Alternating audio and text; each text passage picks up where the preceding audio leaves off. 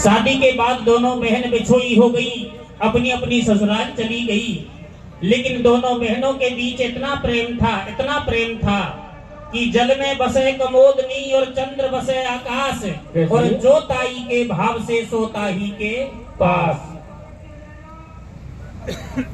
बड़ी बहन रेणुका बियाबान जंगल में सुंदर आश्रम बना करके भगवान का भजन करती है, पतिव्रत धर्म का पालन करते एक पुत्र को जन्म देती है, जिसे आप सब जानते हैं, परशुराम।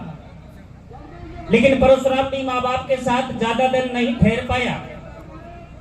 गुरु कृपा से छोटी ही उम्र में शंकर भगवान की शरण में जाने की जिद करता है, तो माँ ने आशीर्वाद देकर विदा किया। लेकिन चेहरे पर थोड़ी उदासी देखी तो परशुराम ने कहा, माँ मुझे अंतर आत्मा से विदा कीजिए, ये बेटा तेरा कभी दूध नहीं लजाएगा, और तेरे ऊपर कोई संकट आ जाए, इस बेटे की याद सताए तो मुझे आत्मा से पुकारना, मैं हवा की भभूड़ी बनकर तेरी गोद में आकर बैठ जाऊंगा। इस तरह का आश्वासन देकर परशुराम चला गया। फिर माँ बाप अकेले में रह गए। कुछ ही दिनों के बाद छोटी बहन रेणुका का पति सहस्त्रबाहु अर्जुन सेना के सहित भ्रमण करने के लिए चलता है, और उसी जंगल से गुजरता है जिस जंगल में बड़ी बहन रेणुका रहती है। रथ घोड़ा पैदल पलटने की ठोकर से जमीन की धूल आकाश में चढ़ने लगी। तो रेणुका देवी ने विचार किया, भगवान मेरा पति तो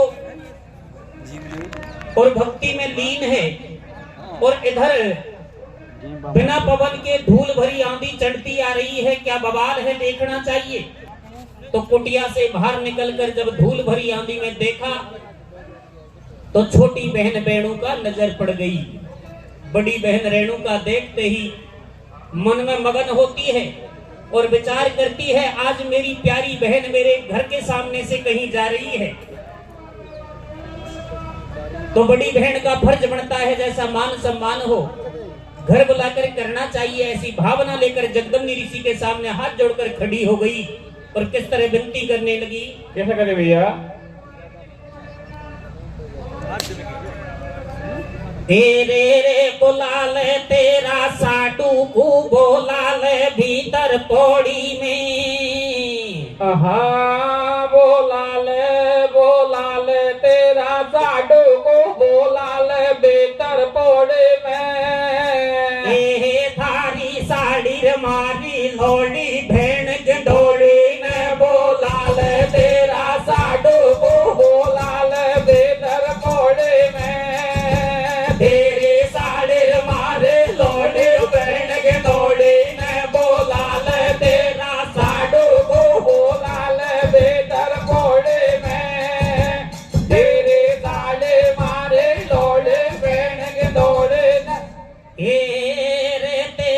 लोड़ी साड़ी को बलम आयो ढोला रे। जैसे वो भीतर बाखड़ में बोला लार मेठ बोला रे। तेरे लोड़ी साड़ी को बलम आयो ढोला रे। भीतर बाखड़ में बोला ले मेठ बोला रे। तेरी लोड़ी साड़ी को बलम आयो ढोला रे।